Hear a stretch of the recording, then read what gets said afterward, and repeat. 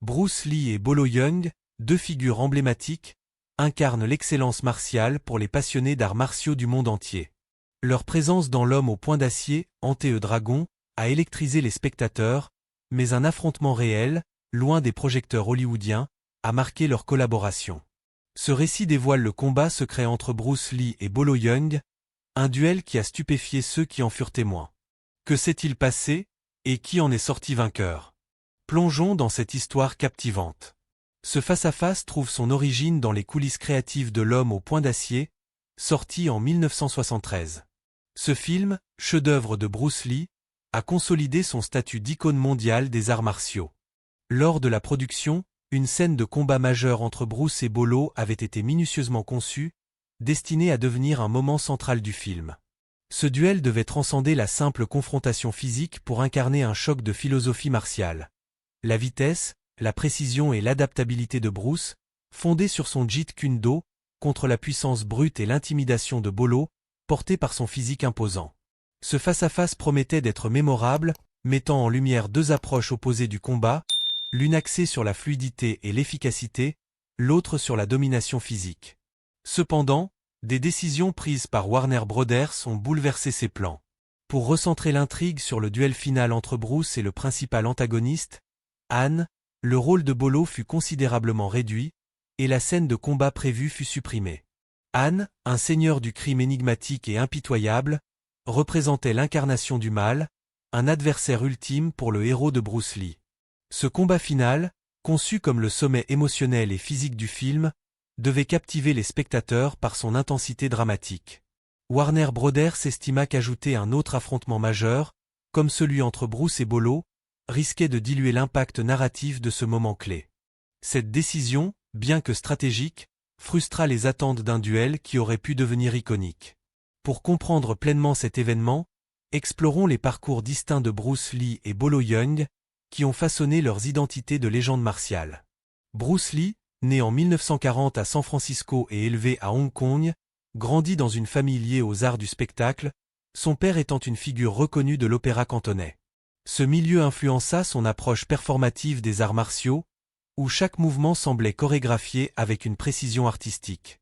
Dès l'âge de 13 ans, il s'entraîne sous la direction du maître de Wing Chun, Ip Man, une discipline qui met l'accent sur les frappes rapprochées et l'efficacité. Les rues de Hong Kong, marquées par la violence des gangs, l'obligèrent à développer des compétences de combat pratiques dans des situations réelles et imprévisibles. Contrairement à ses contemporains, qui adhéraient à un style unique, Bruce remit en question les limites traditionnelles. Il étudia la boxe occidentale pour sa mobilité, l'escrime pour ses déplacements stratégiques, et d'autres disciplines comme le savate ou la lutte, intégrant ce qu'il jugeait efficace et rejetant le superflu. Cette démarche aboutit à la création du Jeet Kune Do, une philosophie prônant la fluidité, l'adaptabilité et l'économie de mouvement. À 18 ans, il retourna aux États-Unis avec peu de ressources, s'inscrivit à l'université de Washington et enseigna les arts martiaux, défiant les conventions orientales en formant des élèves occidentaux. Cette approche novatrice, qui brisa les barrières culturelles, suscita des critiques parmi les traditionalistes, qui y voyaient un manque de respect pour les pratiques ancestrales. Bolo Yeung, né en 1946 à Guangzhou, en Chine, suivit un chemin radicalement différent.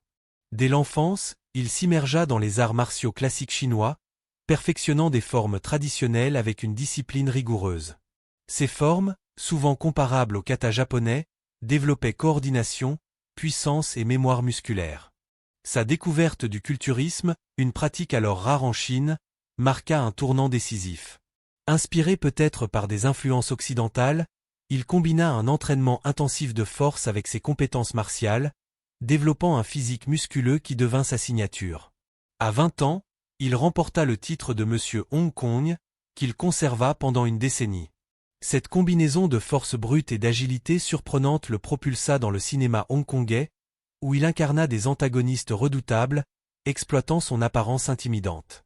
Alors que Bruce révolutionnait les arts martiaux en Occident avec une approche philosophique, Bolo s'imposait à Hong Kong par sa présence physique unique.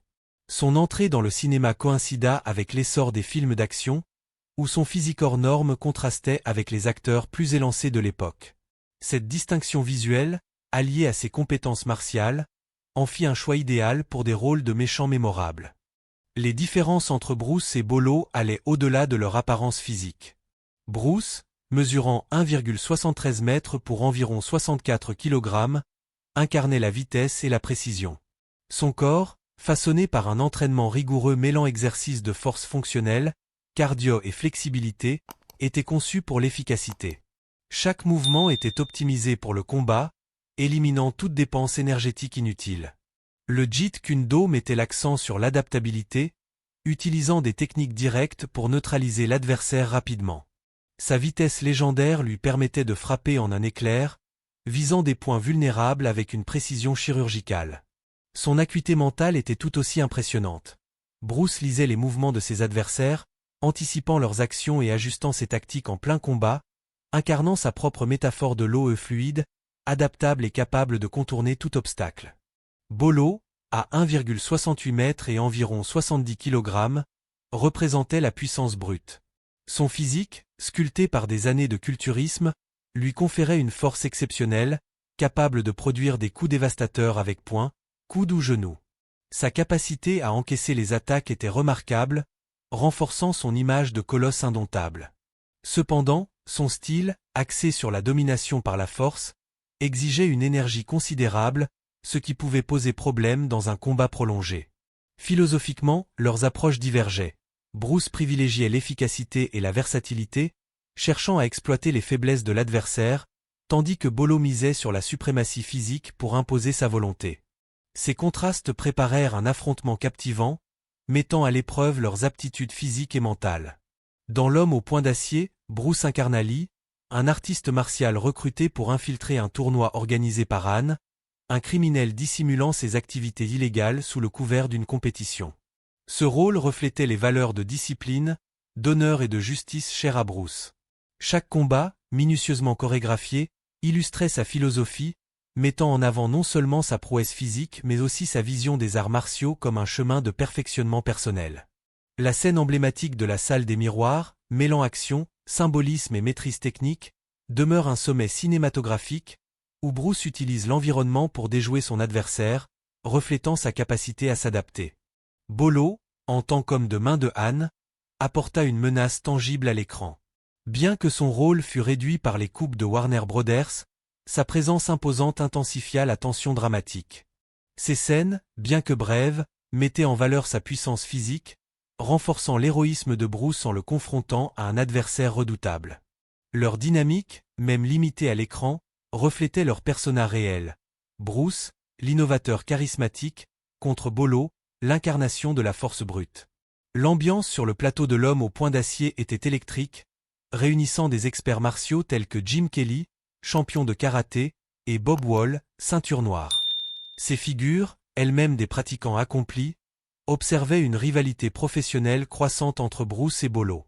Les pauses de tournage se transformaient en démonstrations informelles, où Bruce exhibait ses coups fulgurants comme son célèbre One-Inch Punch, et Bolo ses prouesses de force, impressionnant même les cascadeurs aguerris comme Jackie Chan, alors au début de sa carrière. Cette atmosphère de compétition tacite, alimentée par la diversité des styles présents au karaté, kung-fu, et plus encore créa un terrain fertile pour un défi. Lorsque Warner Brothers annonça la suppression de la scène entre Bruce et Bolo, la frustration s'intensifia, particulièrement pour Bolo, dont le rôle avait été réduit. Cette décision, perçue comme un revers, transforma la tension en un défi concret. Bolo proposa à Bruce un véritable sparring.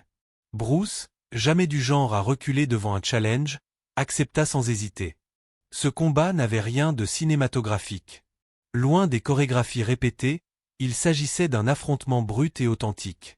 Bruce, stratège, contrôla le rythme grâce à sa vitesse, avançant pour frapper avant de se retirer, exploitant les ouvertures avec une précision chirurgicale. Ses mouvements, imprévisibles, reflétaient l'essence du Jeet Kune Do. Aucune forme fixe, seulement une adaptation constante à l'adversaire. Bolo, de son côté, tenta de réduire la distance pour imposer sa puissance, visant un coup décisif capable de renverser le cours du combat. Mais la fluidité de Bruce rendait cette tâche ardue, chaque tentative de Bolo étant contrée par une esquive rapide et une riposte ciblée. Au fil des minutes, l'endurance devint déterminante. Le physique musculeux de Bolo, bien que redoutable, exigeait une énergie considérable.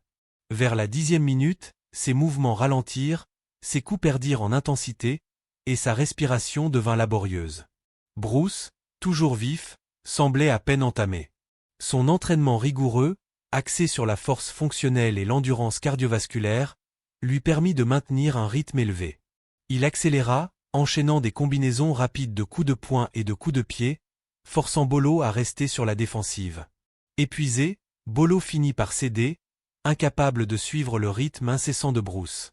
Ce duel valida la philosophie de Bruce, vitesse, précision et endurance surpassèrent la force brute. Il démontra l'importance de l'adaptabilité et de la condition physique, des principes au cœur du Jeet Kune Do. Pour Bolo, cette expérience révéla les limites de sa puissance physique dans un combat prolongé. Sa résilience, cependant, força le respect, car tenir 10 minutes face à Bruce dans un affrontement aussi intense était un exploit remarquable. Ce sparring, bien que privé, enrichit la légende de l'homme au poing d'acier. Pour approfondir, le Jeet Kune Do de Bruce ne se limitait pas à un ensemble de techniques, mais représentait une approche intégrative, rejetant le dogme des styles traditionnels. Lors du combat, il alternait entre attaques rapides comme des coups de poing en chaîne ou des coups de pied latéraux des esquives, exploitant les mouvements prévisibles de Bolo. Son entraînement, mêlant exercices physiques comme les pompes à un bras, méditation et études stratégiques, le préparait à de tels affrontements prolongés. Bolo, ancré dans les formes classiques et le culturisme, excellait dans les échanges brefs, où sa force pouvait dominer. Cependant, son physique exigeant en énergie le désavantageait sur la durée, une leçon clé tirée de ce combat.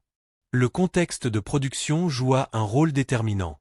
L'homme au poing d'acier, fruit d'une collaboration inédite entre Hollywood et Hong Kong, réunissait des talents variés, créant une atmosphère propice au défi. Les différences culturelles entre les équipes américaines et hongkongaises, combinées aux contraintes de production comme les intempéries, intensifièrent l'ambiance compétitive. Les témoignages de figures comme Jackie Chan, alors cascadeur, soulignent l'admiration suscitée par les démonstrations de Bruce et Bolo. La suppression de la scène attisa les tensions, transformant la frustration en un affrontement réel qui reflétait les philosophies opposées des deux combattants. Ce combat illustre des leçons intemporelles. L'équilibre entre force, vitesse et endurance est crucial pour la maîtrise martiale. Bruce, par sa victoire, affirma la supériorité de l'adaptabilité, influençant des générations de pratiquants à travers le monde. Ces films, et particulièrement L'homme au poing d'acier, ont popularisé les arts martiaux, inspirant une vague de dojos et de films d'action. Bolo, par sa ténacité, gagna un respect durable, affinant peut-être son approche pour intégrer davantage d'endurance dans ses entraînements ultérieurs.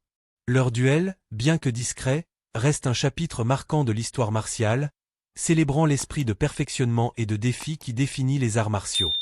L'impact culturel de l'homme au poing d'acier ne peut être sous-estimé. En brisant les barrières raciales et culturelles, Bruce Lee devint un symbole d'émancipation pour les communautés asiatiques et un modèle universel de discipline.